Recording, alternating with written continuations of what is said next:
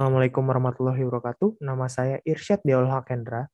Hari ini, saya dan teman-teman saya akan membawakan materi unit 9. Belajar adalah proses internal dalam diri setiap manusia.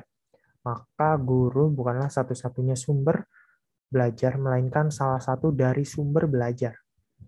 AECT, Association for Educational Communication and Technology, membedakan ada 6 jenis sumber belajar, yaitu pesan, seperti kurikulum dan mata pelajaran, orang, seperti guru, orang tua, dan sebagainya, bahan, seperti buku, film, dan lain-lain, alat, seperti OHP, tape recorder, dan lain-lain, teknik, seperti ceramah, bermain, tanya jawab, dan roleplay.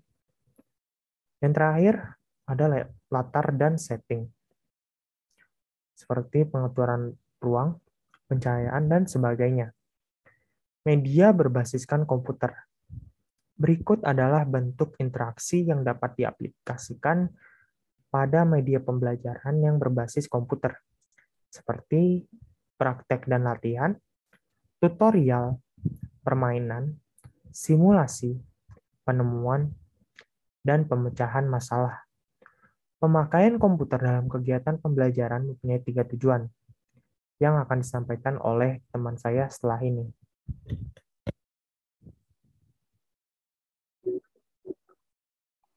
Halo, nama saya Nira Hai. Saya akan melanjutkan materi yaitu materi pemakaian komputer dalam kegiatan pembelajaran mempunyai 3 tujuan, yaitu ada tujuan kognitif, tujuan psikomotor, dan tujuan afektif. Nah, untuk tujuan kognitif ini yaitu komputer dapat mengajarkan konsep aturan, prinsip, langkah, proses, dan juga kalkulasi yang kompleks sehingga cocok untuk pembelajaran mandiri. Nah, untuk tujuan psikomotor ini, pembelajarannya ini dikemas dalam bentuk games dan simulasi dengan sangat bagus untuk menciptakan kondisi dunia kerja. Nah, yang terakhir yaitu tujuan afektif. Tujuan ini akan terpenuhi jika program dirancang secara tepat dengan memberi potongan klip suara ataupun video yang dapat menggugah perasaan. Selanjutnya yaitu kegiatan pembelajaran dan pemilihan media pembelajaran. Nah, pembelajaran efektif berkaitan langsung dengan keberhasilan pencapaian pengalaman belajar.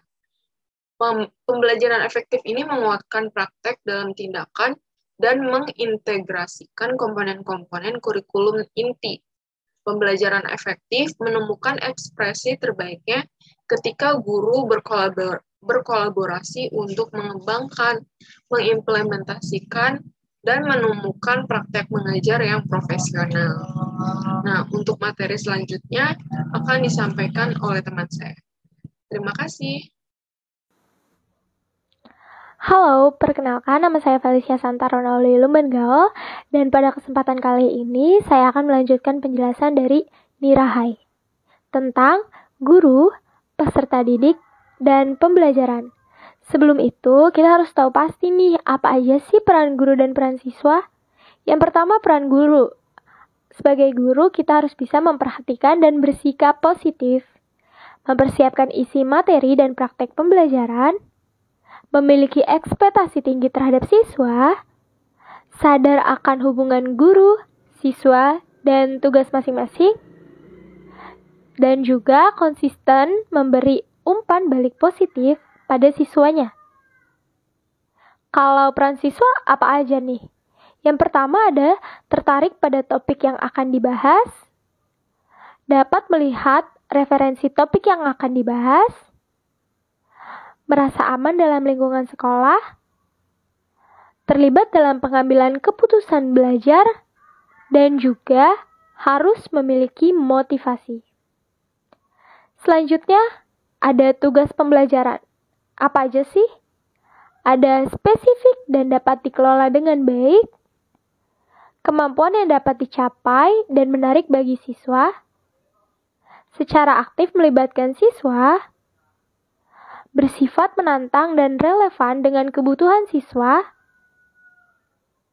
variabel dalam memilih bentuk pembelajaran.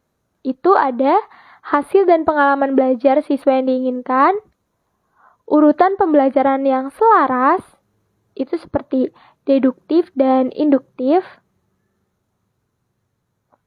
tingkat pilihan dan tanggung jawab siswa, pola interaksi yang memungkinkan, dan yang terakhir adalah keterbatasan praktek pembelajaran yang ada.